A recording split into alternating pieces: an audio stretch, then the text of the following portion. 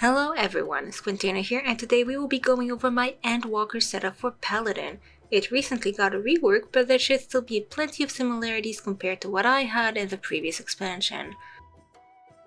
On the right side of the primary, we have our basic combo. We also have Goring Blade, so hopefully you will not forget to use it. On the D-pad we have our main stun, Low Blow, which will be in the same place for all tanks.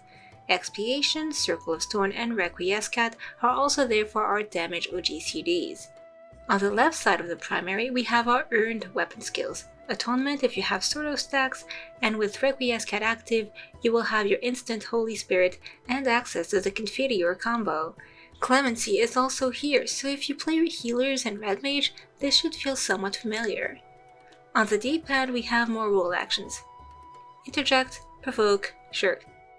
I'm showing non-macro versions, but I know a lot of people use macros for Provoke and Shirk. That's up to you. I do have a Provoke macro and a Shirk macro, and I will put those at the end because I will have the explanation the same for all tanks, and some people might want to skip it. Next up, we have the Expanded. That's left and right together, which I primarily use for AoEs. However, you will notice that certain AoEs are missing. I will trust that once you've activated Requiescat, which is on the Expanded, that you can then remember your Confiteor combo on the primary is ready. This is necessary because I do need to place Shield Lob and Shield Bash, which are lesser used single target actions, on the Expanded since there isn't enough space for Shield Bash on the primary, and the long range always instant action, Shield Lob, will be at this location for all the tanks. It's a common location for many jobs if it doesn't fit on the primary. Next up, we have our double cross hotbar, which you access by double tapping. On the right side, we have our jump ahead, our self buff, our 10% party mitigation, our other party mitigation called reprisal by making the boss weaker, and arm's length. These locations are common among many jobs, not just tanks. Passage of Arms is where normally I would have an action that gives resources, but Paladin only has that on its weapon skills, not any abilities, so instead it gets another mitigation. Sentinel is 30% self-mitigation, Rampart 20%, and these are shared with the other tanks. On the left side, our Invuln goes up top, our ability Self-Heal goes on the bottom, a single target party member mitigation goes on the right, and another self-mitigation on the left. This is a pattern you will see in other tanks as well, if applicable. You should also notice the pattern of where the self-mitigations are. They are all on the left button. Sentinel is the left action button, Rampart is left D-pad, Bulwark is left action button as well. We also have our limit break, our tank stance, and our consumables.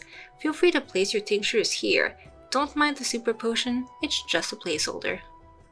Sprint is on the macro on the right click-in button.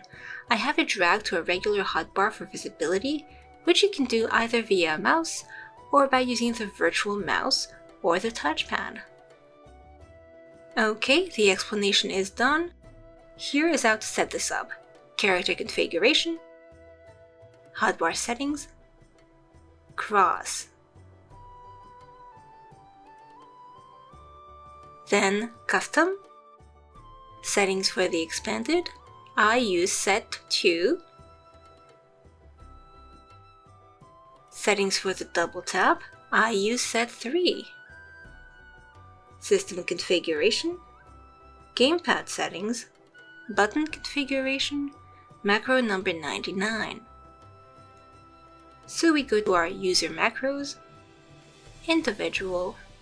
Last one is 99 for the sprint macro. And just to show the setup again, primary on the right,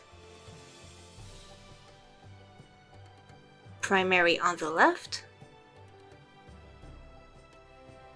double cross hotbar on the right, double cross hotbar on the left, Expanded. If you are using the same settings that I am, you can utilize the macros in the description to set this up automatically. I also like for my gauge to be in the center. Before we finish, as promised, let's discuss the Provoke macro. First, it tries to use Provoke if it can. However, you might be aware that macro actions do not have action queuing, which means you cannot preemptively use them. This means you either have to time it right, or spam it. But next comes Echo and Party. I did both because Echo is easier for testing than Party Chat, but I expect most people will not have Echo. After that, I copied my entire hotbar to a hidden set called Set 7.